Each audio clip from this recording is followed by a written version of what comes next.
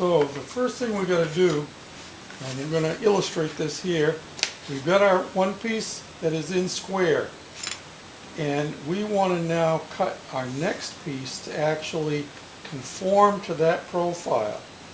And so remember, you already tried doing 245s? Well, you cut this one at a 45, just like it was going to go in there against another 45. And then we're going to take a coping saw and we're going to follow right along this edge and cut that profile out. And I'll show you what happens. Now I'm inserting a picture here that's going to show you 3 different coping saws. And 2 of them have a similar blade, but one is set up to cut on the downstroke and the other one is cut to set up to cut on the upstroke. And the reason for that is depending on how hard your wood is or how soft it is, how dense it is, sometimes it's better and easier to cut on the upstroke without splintering your piece of wood. And then the third one you see is actually got a very super fine blade in it. And that often is used for cutting this plastic junk. What I'm going to do is I'm going to follow right along and I'm going to back cut this away from this line. So I'm actually going to go perpendicular to this 45. It's an opposite 45. I want to start my cut on the top being square like that because the top of this molding is square. So it's actually going to butt against.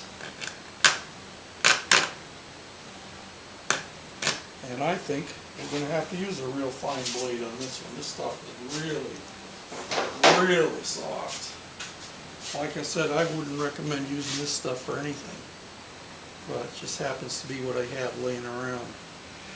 So we got our square cut made, and now I'm just going to follow that line right down along here. It's a little bit of a curve, and I'm going to come to that point right there, and I'm going to stop, and then I'm going to back coat this, coming back at it, just like that, until it intersects at that point. And so now we have the profile of our molding. Here's my corner set up, and now instead of having 245s, this one is going to slide right into it, and I'm going to make it a tight fit so that actually when I put it together it will snap. Now if this would shrink, it wouldn't matter. This one can shrink all at once because it's got 1/4 of an inch of shrinking. You might get a little bit in there on the top, but no matter how much it shrinks, you're never going to see daylight through there. Hopefully you can see that in the picture. I'll insert a still so you can get a better idea how it looks. Another thing to remember is that when you're nailing your baseboard down, it will automatically pull your pieces away from each other in the corner. And with a coping joint, it eliminates that problem.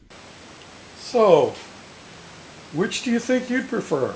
This or this? This or this? Well, I hope that helped a little bit. I hope I made it clear and not more confusing than it was before. Oh, and I should tell you one more advantage of doing the coping method of putting down baseboard or crown molding of any kind is that you always start on one end, and your first piece will have a square end on both ends, and as you go around the room you'll measure from long point to square point, and I always went left to right, so my coped end was always on my left coming around. Of course, the last piece you put down, unless you can end on either side of a doorway, you may end up with a coped end on both ends of your piece. But that's easy to deal with. But it makes it a whole lot easier when you measure, and you can go into a room and measure the whole room all at once. And as you go along, you just make a note to yourself if it's coped on the left end or coped on the right end, and that'll determine which way you swing your miter saw. So, till the next time, this is George, the Shade Tree Fix-It Man, saying thanks for watching. Bye now.